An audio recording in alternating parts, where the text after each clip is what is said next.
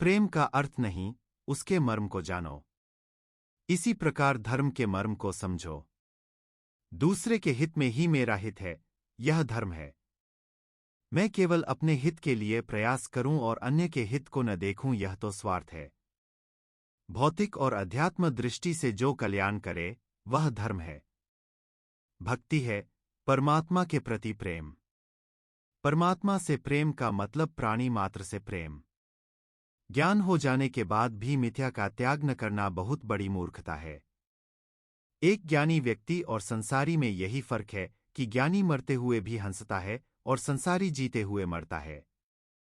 ज्ञान हमें हंसना नहीं सिखाता, बस रोने के कारणों को जीवन से मिटा देता है।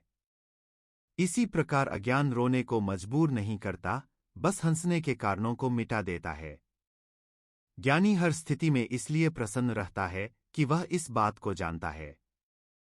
रामराज्य यानी आपसी भाईचारा, परस्पर सद्भाव का वातावरण। मुझे दूसरे से क्या मिलेगा, ऐसा न सोचकर मैं किसी को क्या दूं, ऐसा विचार करें। वास्तव में रामराज्य लाना है तो इंसान इंसान के बीच सद्भावना, प्रेम का वातावरण निर्माण करना पड़ेगा। उसकी शुरुआत स्वयं से करनी होगी। आज हर व्यक्ति वीआईपी बनने का प्रयास कर रहा है।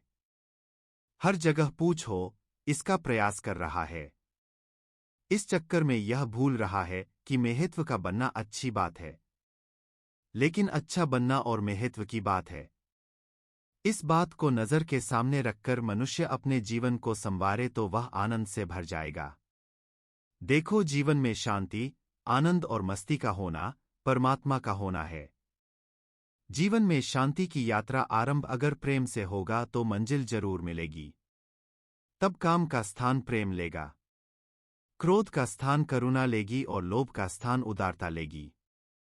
इतना ही नहीं, अगर इंसान दूसरे के लिए जीना सीख जाएगा तो फिर यह तय है कि उसे परमात्मा का कृपा प्रसाद मिलेगा। आज के भौतिक वातावरण में स्थिति यह है कि संयुक्त परिवार, जॉइंट फैमिली की व्यवस्था छिन्न भिन्न हो रही है। पहले लोग सिनेमा देखने थिएटर में जाते थे। आज टीवी और डीवीडी के कारण थिएटर उनके घर में है। हर घर थिएटर में परिवर्तित हो गया है। इसके चलते परिवार में हरेक व्यक्ति का आपसी संवाद घटा है। बाप, बेटा, पत्नी के पास बैठने का समय ही नहीं है। रही सही कसर स्मार्टफोन ने पूरी कर दी।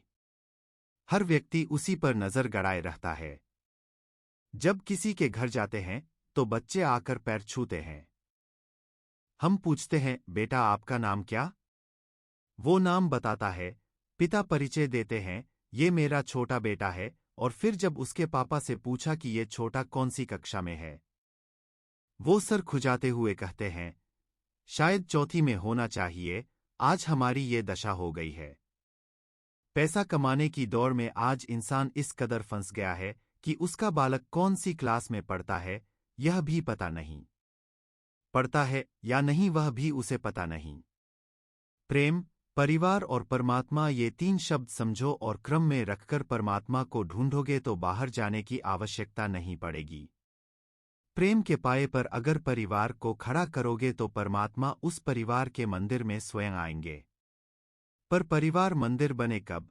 जब परिवार प्रेम के पाए पर खड़ा हो तब।